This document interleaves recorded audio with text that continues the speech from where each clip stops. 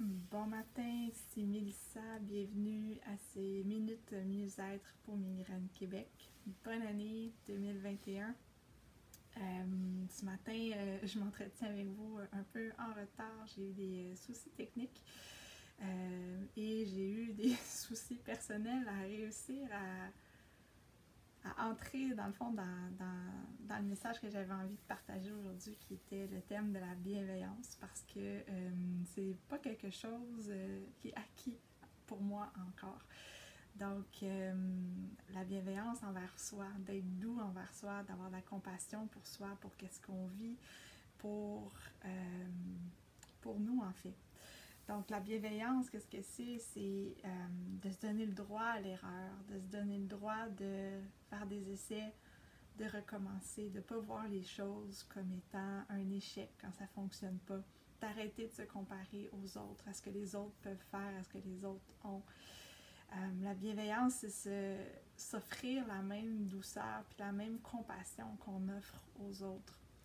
Et je trouve que le fait de souffrir de migraines chroniques, ce que ça fait chez moi, en fait, c'est que je suis souvent très dure envers moi parce que je voudrais donc pouvoir en faire plus, puis faire les choses différemment, puis être avoir plus d'énergie pour ma famille et tout ça. Puis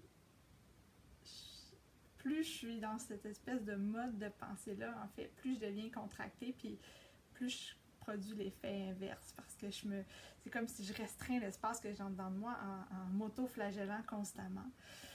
Alors que quand j'arrive à à me laisser être, à me laisser vivre, à laisser les choses arriver comme elles arrivent, on est dans une période très changeante et incertaine, et c'est pas évident ce qu'on vit avec la pandémie en ce moment. Donc plus on arrive à se donner du lousse là-dedans, à se donner du lest, je pense que plus on arrive à augmenter dans le fond justement cette énergie-là dont on a besoin, puis accepter que tout n'est pas parfait comme on voudrait que ce soit dans notre tête, mais l'important c'est comment on vit nos journées, comment ça se vit au quotidien dans notre famille. Je pense que c'est là qu'on peut remettre notre attention, remettre notre